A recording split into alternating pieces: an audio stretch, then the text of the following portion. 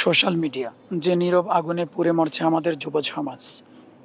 এই কথা মনে রাখতে হবে যে লোক সমাজে আস্তাগফিরুল্লাহ বলার চেয়ে গোপনে নিজেকে পাপ থেকে বাঁচিয়ে নিজেকে রাখা, এটাই হচ্ছে তাকওয়া।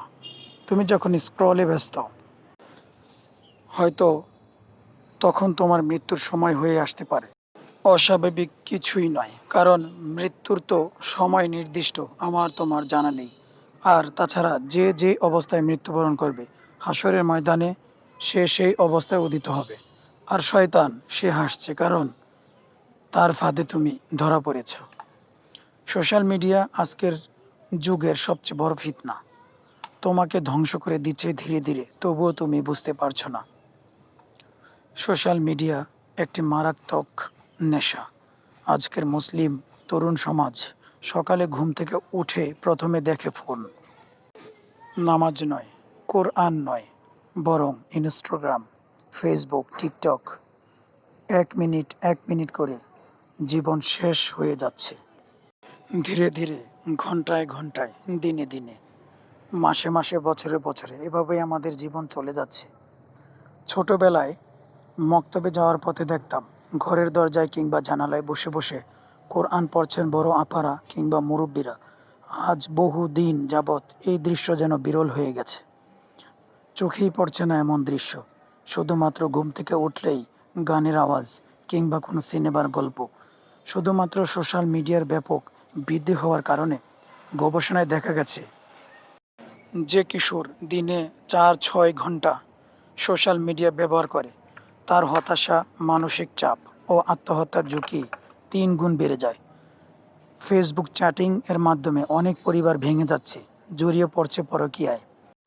এর মতোই মারাত্মক পাপে ধীরে ধীরে অবক্ষয় হচ্ছে ব্যক্তিগত নৈতিক চরিত্রের, সমাজের, একটি বংশের, একটি সুশৃঙ্খল পরিবারের।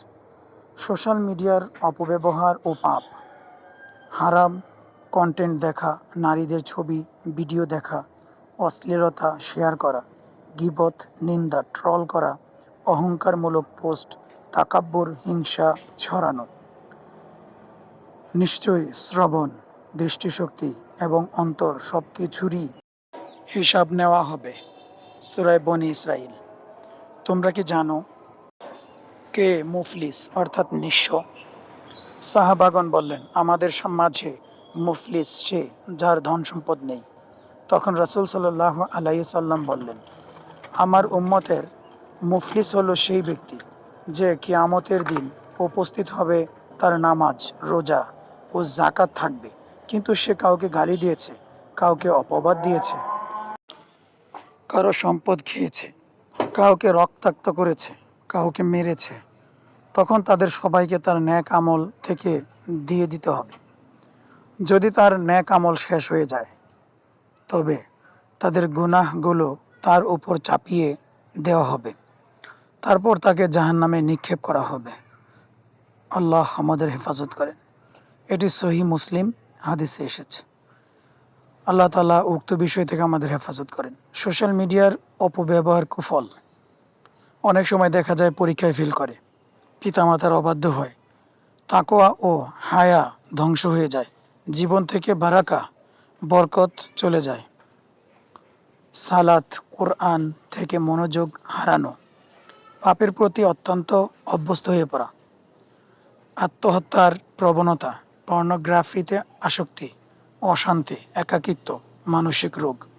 তাই এইসব সমস্যা থেকে এড়িয়ে চলতে প্রতিনিয়ত নির্দিষ্ট সময়ের বেশি সোশ্যাল মিডিয়া ব্যবহার না করা, অশ্লীল অ্যাকাউন্ট, পেজ, চ্যানেল আনফলো করা, সালাত ঠিক রাখা, প্রযুক্তিকে দিনের কাজে ব্যবহার করা, অতিরিক্ত সোশ্যাল মিডিয়া ব্যবহার না করা।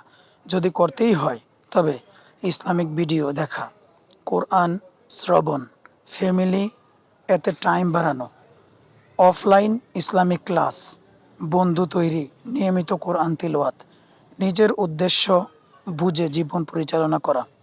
ভাই বোন, তুমি তো জানো এই দুনিয়া মায়া, এই ফোন, এই স্ক্রিন কিয়ামতের ময়দানে তোমার পাশে দাঁড়াবে না। তোমার চোখ, তোমার আঙ্গুল, তোমার স্ক্রল সব সাক্ষ্য দেবে। এখনো সময় আছে, ফিরে আসো। একটি মুহূর্তের দাম অনেক বেশি, কিয়ামতের ময়দানে বুঝে আসবে। এর জন্য সুবাহান আল্লাহ, আলহামদুলিল্লাহ, লা ইলাহা ইল্লাল্লাহ, আল্লাহু আকবার, এই জিকিরগুলো বেশি বেশি পড়া। আল্লাহ তোমাকে ভালোবাসেন। তুমি যদি এক কদম ফিরে আসো, আল্লাহ 10 কদম এগিয়ে আসবেন। সমাজের সচেতনতা বাড়ানোর উদ্দেশ্যে ভিডিওটি সম্প্রচার করা হয়েছে, তাই ভিডিওটি শেয়ার করে দিন। ভিডিওটি ভালো লেগে থাকলে অবশ্যই সাবস্ক্রাইব করুন, লাইক দিয়ে উৎসাহিত করুন। আপনার মনের অনুভূতি জানাতে কমেন্টস করতে ভুলবেন না। আল্লাহ আমাদেরকে সহি বুঝে আমল করার তৌফিক দান করেন।